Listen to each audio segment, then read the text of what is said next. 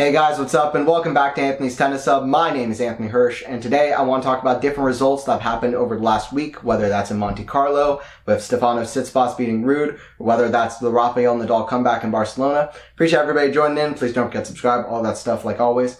But I do appreciate you guys joining in. I haven't been able to do much of a video at all on Monte-Carlo, to be honest.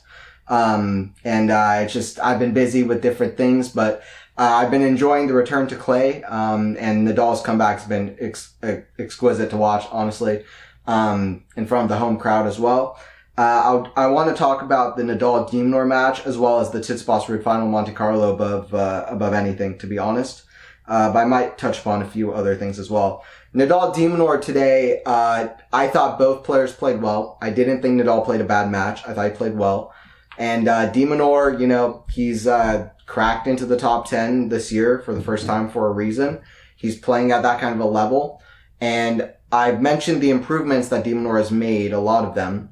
And I think that a lot of those improvements are going to make it where he's much better on clay courts. I've talked about it before, but basically, starting off, I'll talk about more as I talk about what happened in this match. But the scoreline was 7-5, 6-1 for Minaur, as he gives Rafael Nadal his 46th tour level clay court loss, his 64th clay court loss if you include futures and challengers, but 46th across ATP level. Nadal's last loss was to Denis Shapovalov in Rome on clay before he won Roland Garros. This was the first clay tournament he played since Roland Garros that he won in 2022, where he beat Casper Ruud in the final. And I thought he played a good match. But Minaur was so rock solid. He played a very smart match. He played much closer inside the court and on the baseline than he would have ever played in the past, especially on a clay court. This is not how he played before. Not to say that he played uberly aggressive, but, he was able to play closer inside the baseline and when he was going a little bit more on defense, he was still finding ways to get more pace on the shots, especially, off the backhand was holding up really well and, was able to not, fall back behind the baseline defending. And, he can have great sprints, obviously, where you're amazed, wow, he got that shot back too. But there are often times in the past where he was playing points like that too much. And also, when he was playing points like that, a lot of his balls, when he was defending, were falling short. Now he's always liked faster courts and, and being a little bit more close to the baseline, but now he's really kind of found a way to really implement that style in a really effective way. And, when he is defending the balls and playing defense to offense, his balls are really kind of, finding good depth and pace. And I felt like especially his backhand was really holding up. They were playing a lot of longer rallies. The first set was an absolute dogfight, an hour and 7 minutes. And, I felt like Nadal was very respectable. He was rallying really well from the back from both wings. But I felt like Minaur just played he was locked in. I felt like you could feel the respect he had for Rafa playing this match, and a lot of people, I think, could feel that watching Minaur. There was not a minute where he didn't look fully locked in and knew the task that was in front of him. Doesn't matter he's playing the world number 664, I think. It doesn't matter that's the world number 664. It doesn't matter what the circumstances are. I genuinely mean this. You're playing Rafa on clay. And Rafa was at a very high level. Tough to beat. Minaur, he barely put a foot wrong, honestly. He utilized a lot of drop shots throughout the match, which was really smart, obviously, testing Rafa's fitness as well. Rafa, just like in his first match against Caboli, although against Caboli he actually served quite well, to be honest, but you could tell that his serve is not what it was 3-4 years ago. Not that it was ever amazing, but it's much less than it was. Rafa still had some great shots from the back of the court rallying, but Minaur was my questions going into the match was, is Minaur going to be able to stand up in these rallies with Rafa's high topspin and when he's still hitting killer shots? Is Minaur, just going to be falling back behind on defense and not going to be able to, kind of handle Rafa's shots? And is he going to be able to hurt Rafa himself and be able to attack a little bit and take advantage in these rallies? Well, those were my concerns for Demon, and I'll tell you what, Alex de Minaur completely proved to me that yes, he absolutely could do that. It was utterly clear nearly every single point that De Minaur did have things to hurt Rafa, and he was playing very aggressive in the points, and it was very, very good. I'll go over some of the match. But just before I go over, just a general overview too, Rafa hit too many unforced errors. I think the stats at one point during the match said something like 6 winners, 23 unforced errors after the first set, and the unforced error count only got worse in the second set. I find it hard to believe those numbers from Rafa. I thought Rafa did better than that, so I don't know what those were. Tennis TV numbers. I didn't think it was that poor. I actually thought Rafa played well. I don't know what they're counting as unforced errors exactly, but a lot of them were missed returns, I think, from the returning De Minaur serve, which was one of the weaker points from Rafa in his game today. But I didn't think he played that poorly. I didn't think that was correct, but it is true that he did do too many unforced errors. But okay, so the backhands were a big part of this match. When they went into rallies, a lot of them were backhand down the line. The backhand of Rafa's is down the line to the backhand of De Minaur, as it's a righty versus a lefty. Rafa playing with a lefty playstyle, so it's they were going back into backhand, but it wasn't cross court; it was down the line.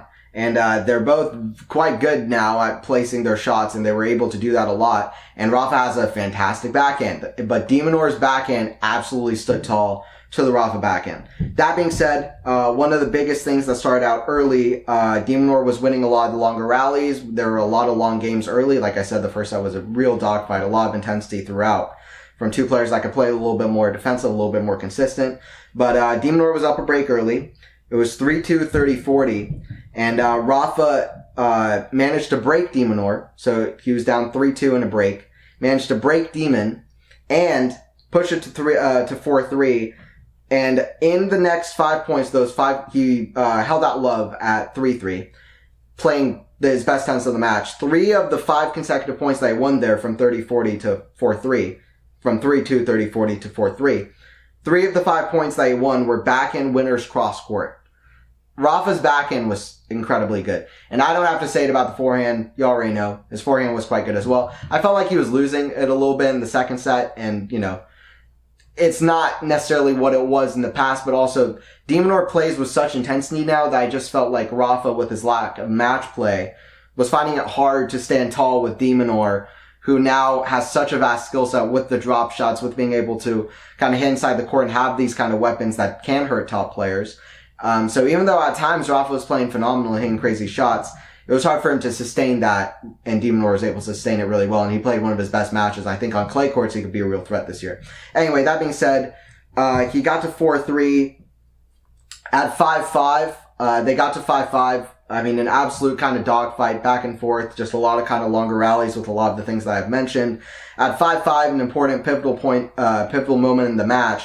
We've already played like an hour, and it's 5-5. And I think over an hour. Rafa's broken to love. I'll go over all 4 points that happened at 5-5. So, love at 5-5. Love. De Minaur hits a really good back and cross court off a neutral shot, which he then follows into the net with a really kind of aggressive forehand. One of his best kind of aggressive points. And Rafa misses a backhand cross-court pass. Next point, love 15, Rafa hit some really strong forehands, really targeting that De Minaur backhand. Yet De Minaur is unrelenting in getting those backhands back at Rafa with such consistent good depth. It's almost incredible to see the Australian just, see the improvements in his game that have been so good for Demon. And, he still doesn't have a great serve. I'm not going to lie. De Minaur still doesn't have an incredible serve. But he did enough in this match. He won 38 out of 54 service points, which is really, really good.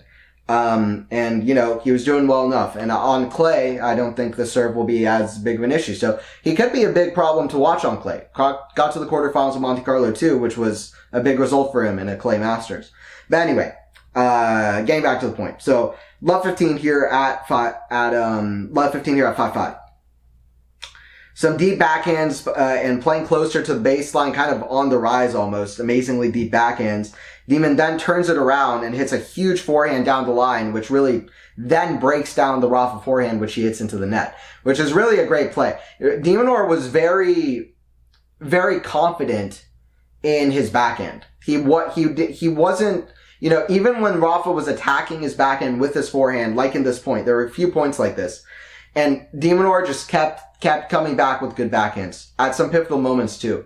So De Minaur's confidence right now is so high, and that's been amazing to watch this year. It's really been amazing to watch a guy like De Minaur with his skill set really feel so confident on the court, and you can see it. Yeah, he has a bit of a swagger about him. He has a bit of a confidence. He has a bit of a, I want to prove all these people wrong. I want to do these things.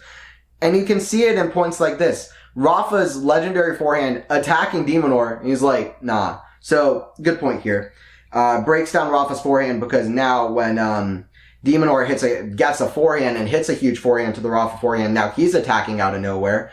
Rafa's forehand breaks down because, well, first of all, Rafa's been hitting a lot of forehands. Also, that's a big sudden change. So, really good stuff. Then, a fantastic backhand cross court again, and a forehand down the line off the rise, and Rafa pushes it back and long. Just, De Minaur just working the width and depth of the court so well, even from some, really tough Rafa shots, and the backhand cross court just, in every rally here, is very good from De Minaur. Every single point in these 4 points. That backhand cross court back to the forehand of Rafa, just really staying tough with it, and creating some great angles too. Just some fearless play from De Minaur. And then in the love 40 points, some very big forehands and backhands off the rise, almost on the baseline, returning Rafa's big shots, and then it's a backhand wide from Rafa, just wide, and it goes out 6-5. That's the thing about, you know, what people sometimes don't really understand about the highest level of the sport and unforced errors and forced errors, is that these guys are a guy like De Minaur today, who was just in the zone, and I don't know if in the zone is right, because that's pretty strong, but who was just zoned in and locked in, and was just playing nearly, I don't want to say perfect. I'm not going to say it was the best performance of the year or anything, but I'm just saying he was very locked in. And when you're playing like that, it becomes very tough to sustain hitting very effective shots in response to that, and finding, you know, hurtful shots of your own. So yeah, you might start missing shots just wide, or it might start looking like your game is not very good because some of your shots are going just out, but that just kudos to your opponent, how well he's playing. You know how Sebastian Baez playing incredible at the Australian Open. Sinner wins the first set 6-0 and completely crushes Baez. And you're thinking, oh, Baez you see some people saying Baez is a bad player. Baez isn't a bad player, it's just Sinner is playing nearly flawless.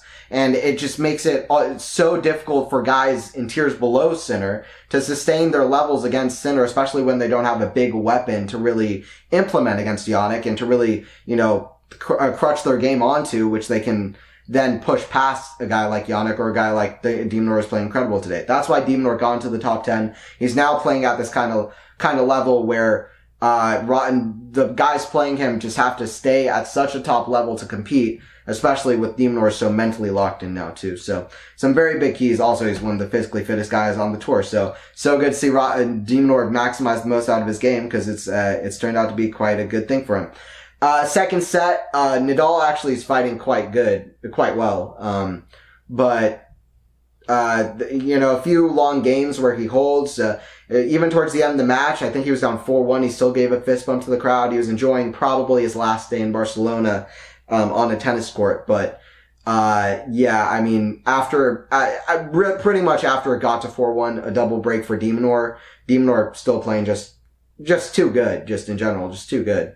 You know, just hitting some big shots. He had pretty much a passing shot to get the double break, which was just a little bit too good. And that's kind of the point I was trying to make. It's not always being super flashy, you know, or the big kind of shot. Sometimes it's being just a little bit too good and using the parameters of the court a little bit too much and pushing and pushing and pushing until your opponent is missing backhands just wide, you know? Sometimes it's that. Actually, more often it's that.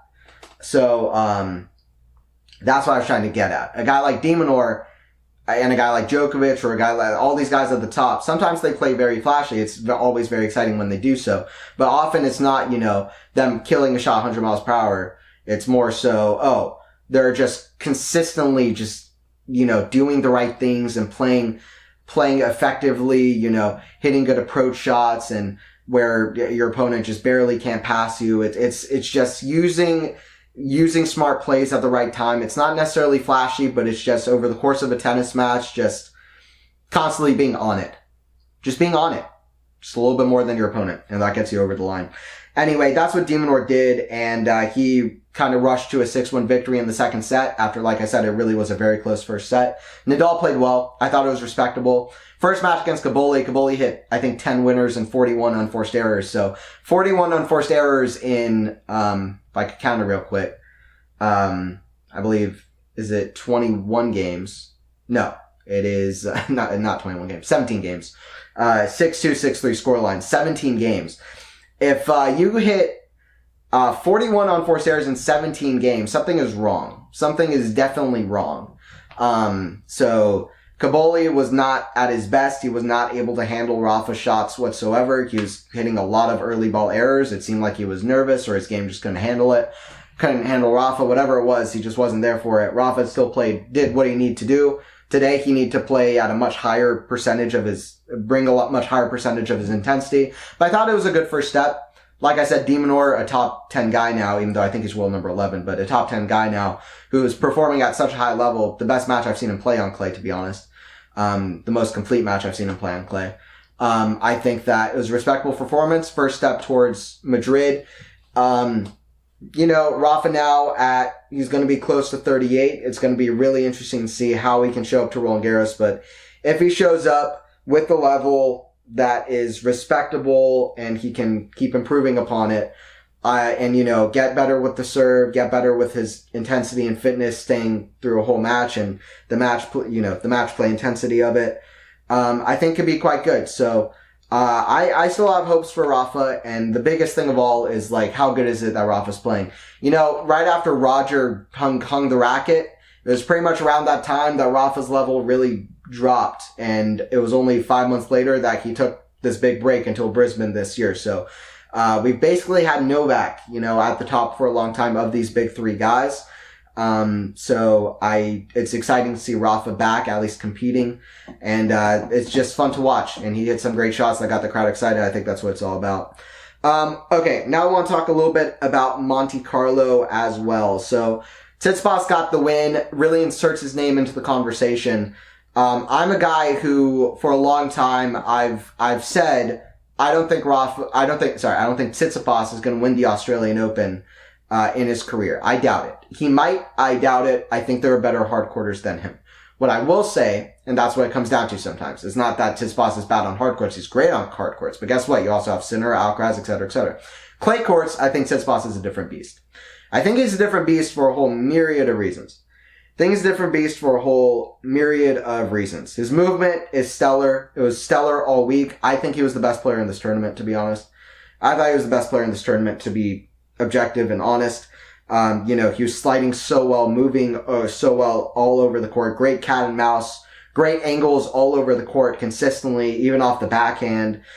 Great consistent depth off the backhand. Noticed that in the final as well. The backhand, he got so much time to hit it, and he gets so much great kind of height, over the net that really can push the opponent's back and make it a little bit uncomfortable. The backhand is by far the best it is on clay. It's actually a decent shot on clay.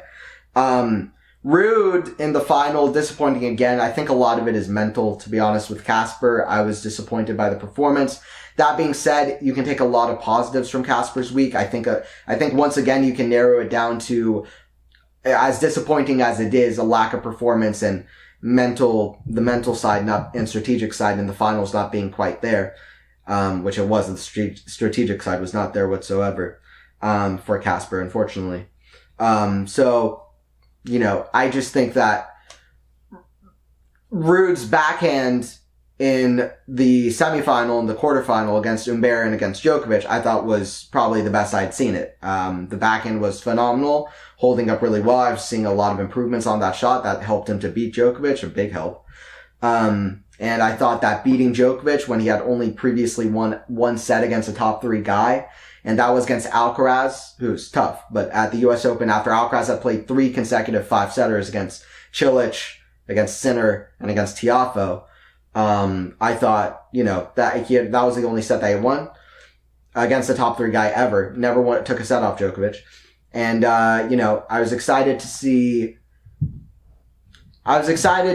Casper get the win over Novak. I thought it was possible going in. Novak in Monte-Carlo can sometimes struggle. He was struggling kind of fitness-wise a little bit against de Minaur. Ruud is a guy that can, really make Djokovic rally and play smart. And, I thought he played a smart match. And Djokovic actually won more points than Ruud in this match, but Ruud, he was hitting the forehand great. Like I said, he was hitting the backhand great too, but the forehand was an absolute weapon in the quarters and the semis, which made me so disappointed that it was not a weapon whatsoever in the final. First set, very overhitting the forehand, consistently, just countless errors. Second set, so tentative. I mean, there's an in-between there. Playing so far behind the baseline. It felt like he barely showed up to the match. Tsitsipas came into net 29 times in the final. He won 21 out of those points. We're on a clay court. We're on the slowest clay court of the circuit. Steph's obviously very skillful, and he can implement that. But Ruud, it was almost comical. Ruud was just not able to do anything. And what Steph did, by the way, which was very smart as well, he served a lot to the Casper forehand, which really mixed things up. It kept Ruud guessing, and also it made it so it's the kind of thing of you hit to the weakness so that you can kind of, you hit to the strength so you can kind of open up the weakness as well. And so Ruud is so good at running around that forehand, consistently hitting either forehands inside outs, which are really good, or even forehand inside in, but he's so good on that forehand from that outside. But sometimes he was hitting it to the forehand, and so that Ruud wouldn't be able to run around it because Steph was consistently hitting it the other way. So Steph was very smart in the match with that. And also Tsitsipas, he was hitting that forehand consistently away from the middle of the court at both shots, honestly. A great stat I got from Gil Gross with his podcast. I saw him share the stat. Tour average for hitting it into the middle of the court is 17% of the time. In Monte-Carlo, Tsitsipas hit it 9% of the time, nearly half of the tour average into the middle of the court. 91% of his shots in Monte-Carlo off that forehand were away from the middle third of the court, which is just fantastic. So that was really, really good. And just go over some of the other things that kind of happened in the match. Steph hit 23 winners and 12 errors, which is incredible. Fantastic. Casper, 17 winners, 16 errors. And that might even be kind. I'm not sure, but it just wasn't good enough. In Los Cabos, by the way, in their match in Los Cabos, I mentioned the net point stat. Steph in Los Cabos came into net 20 times. He won 11 of those points, which is 55%. In this match, he came in 21 of 29 times, which is 72%. That is a way better success rate. That's 17 percentage points increase. And he came into net 9 times more. Hey, Tsitsipas, you're in Monte-Carlo. You're on the slowest clay court of the circuit. This is hard courts. In Los Cabos, where Tsitsipas won last year. He beat de Minaur last year.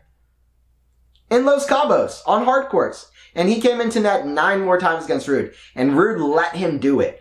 Only on a couple of occasions did Ruud actually attack the return whatsoever. It was crazy. He was so passive. It just felt like he wasn't there in the match. It was an awful performance from Ruud. And the funny thing is, Steph didn't even serve well. 48% of his first serves in. It was not good. It was good for Tsitsipas because outside the serve he played a very, very, very good match. But Tsitsipas had poor form coming into the tournament. Lost to Chapo in Miami, which was no good for Tsitsipas. That's not what you'd want, although he never really performs well at the Sunshine Double. Then he picks it up in Monte-Carlo. I don't think he's ever been past the quarterfinals at either of the Sunshine Double events, I'm pretty sure. Lost to Lehechka in Indian Wells, and he lost to de Minaur, which is not that bad of a loss, in Acapulco. Los Cabos, he lost to Casper. So he hadn't really been in a final in a while. In Australian Open, he lost to Fritz. This was a great, important tournament for Steph, back in form. And, especially after the Sunshine Doubles where he lost 6-2, 6-4 to Lehechka and to Chapo. So, but yeah, I mean, Ruud, he kind of switched it up more. He won 15 out of 19 points at net, but he just wasn't switching it up enough. Ruud's forehand wasn't as killer as it was in the quarterfinals and the semis. His great forehand with high RPM forehand that can really be very tough to deal with on clay. It just really felt very passive and error prone in this match, and it just felt like he was not playing smart points. And his high IQ and anticipation is one of the things I like the most on clay in the rallies, because clay is a dogfight. It's a dogfight on the dirt. And you're fighting for that bone, and it comes after, sometimes 20, 25 shots. And it comes with a shot that could be a winner on a hard court, but it's not here. And it comes with great anticipation and with just figuring out ways of just slightly getting advantage in the rally and working the rally well. And it's a tough surface, and Ruud is so good at those parts of the game, the slice and dice, the craft, and just kind of, figuring out ways to, work the rally in his favor and, counterpunch well and, work the rallies. And he just didn't play smart match here. And I felt like Steph played a very, very smart match. So great shot selection in the final all throughout the match from Steph. Just like I said, great backhand height that really makes you hit the ball above your shoulders from Steph. And on the clay, especially off the backhand, he likes to, the backhand has the second biggest, lead up of any shot in tennis, and especially for Steph's backhand, he's got big swings. So on the clay, he's got much more time. He isn't as rushed. Steph overall, like I said, great movement. At 1-1 in the first set, it was 3 really good backhands from Steph. At 5-4 in the second set, Steph survived some really, important backhand to backhand rallies. Like I said, the backhand from Steph just really holding up quite well. I think my question is, when will Ruud step it up? I feel confident he will. Barcelona is a great opportunity for a tournament above a 250. Clearly he's going to win at least a 500, probably a few of them. But I'd love to see him win 1,000 because the guy works hard. He deserves it. He should get it done. So, let's see what happens. But yeah, Tsitsipas was the better player, and was far more confident despite the Djokovic win that Ruud got. He was far more confident. And, Ruud just horrific returning way behind the baseline. He made just 36% of his second serve returns in, which is just, Ruud barely changed anything up throughout the match, was just playing way far behind the baseline. And I guess the question is now, is Tsitsipas going to be a contender for Roland Garros? I think we have to wait to see. If he performs well in Madrid, Barcelona, Rome, and keeps this going, then I think the chances become much higher. I think Monte-Carlo and Roland Garros are 2 of his best tournaments. So no matter what happens in those tournaments, I think that he should be one of the guys to look at Roland Garros. But I think if he can have good performances in Madrid, in Rome, in Barcelona, then he becomes a guy that, yes, clay helps his game out. He's a guy that 3 years ago, he was up 2 sets to love on Novak and got a set away from winning when I thought I'd seen the best tennis of his career in that tournament. So Steph, he's going to be a big, big player to watch. I also don't think his serve I think his serve is quite good on clay. Last year, not missing a first serve for about an hour against Dominic Thiem, but, his serve is quite effective on clay as well. And, I think, he just goes a little bit more high percentage with it, gets that kick on his serve. It can be quite good. And, I just think I think he serves well on clay, and I'm going to be excited to see what he has in store for Roland Garros. But it was good to see 2 Roland Garros finalists going up against each other. I just hope we see it again in this clay court swing, because I feel like if we do, Casper is going to show up with a better game.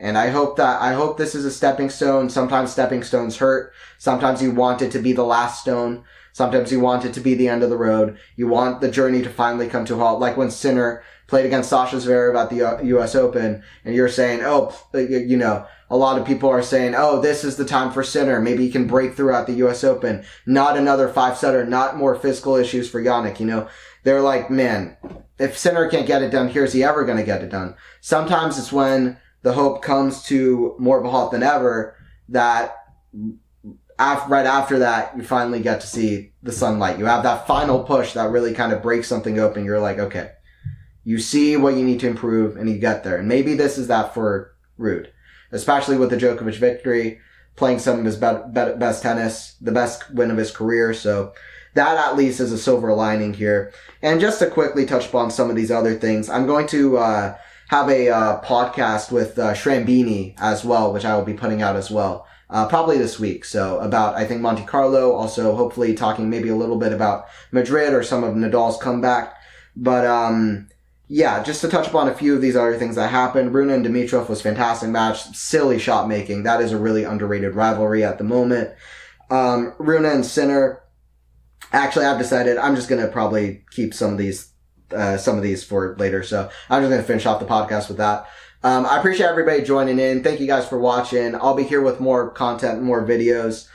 Please don't forget to subscribe. Please don't forget to like the video if you enjoyed it. It really does help out the channel. Appreciate all you guys. Thank you for joining in for Tennis Talk. I'll see you guys at the next video.